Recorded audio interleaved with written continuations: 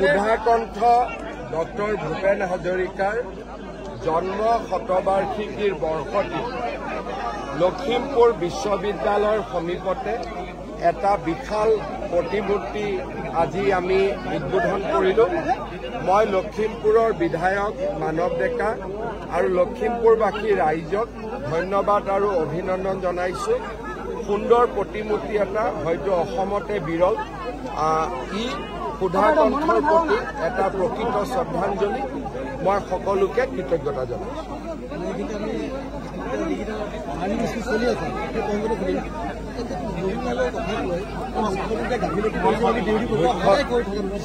মুখ্যমন্ত্ৰীয়ে যিমান কৰিব তাতকৈ মই এক ষ্টেপ বেছি কৰিছোঁ, এক ষ্টেপ কম কৰা নাই।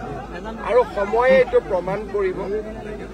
বিশেষকৈ যিদিনাখন চাৰ্জশ্বিট পুলিচে দিব সিদিনাখন সময়ে প্ৰমাণ কৰিব যে আমি কিমান চিৰিয়াছলি এই গোটেই ঘটনাক্ৰম পাৰ কৰিম।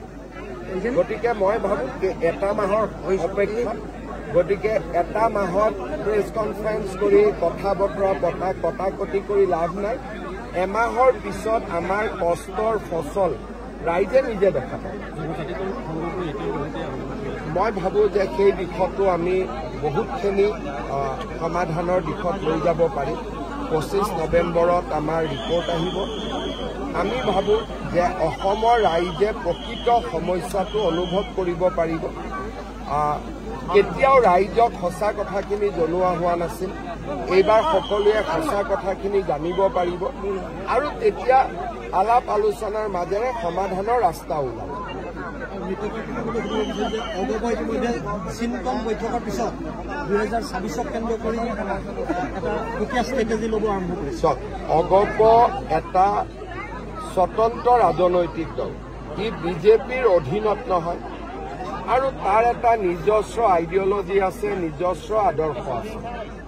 নিৰ্বাচনৰ সময়ত আমি আসন বুজাবুজি কৰোঁ, মিত্ৰতা কৰোঁ, কিন্তু সেই অগপৰ ৰাজনৈতিক দিশ কি হ'ব, তেওঁলোকে কেনেকৈ আগুৱাই যাব, কেনেকৈ তেওঁলোকৰ দৃষ্টিভংগী হ'ব, তাত মই বিজেপিৰ মানুহ এজন হৈ বক্তব্য ৰাখিব নোৱাৰোঁ।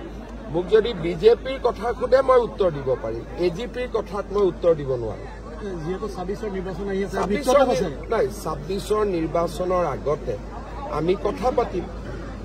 যদি কথা মিলে মিত্ৰতা হ'ব, যদি কথা নিমিলে আমি আকৌ অলপ আলোচনা কৰিব লাগিব। গতিকে এতিয়ালৈকে 26ৰ কথা আমি কোনেও পতা নাই, জানুৱাৰী মাহত পাতিম।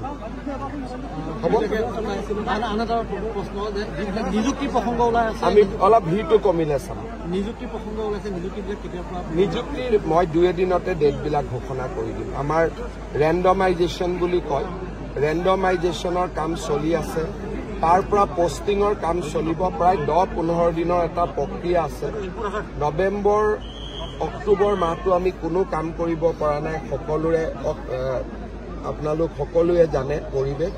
নৱেম্বৰত আমি নিযুক্তিৰ প্ৰক্ৰিয়া আৰম্ভ কৰিম, ডিচেম্বৰত আমি শেষ কৰিম। এটা এটাকৈ আমি নিযুক্তি দি যাম। প্ৰথমতে LP, তাৰপিছত পুলিচ, তাৰপিছত gazetted officer, ADRE 3, ADRE 4, health, এনেকৈ প্ৰায় 35,000 নিযুক্তি পাব।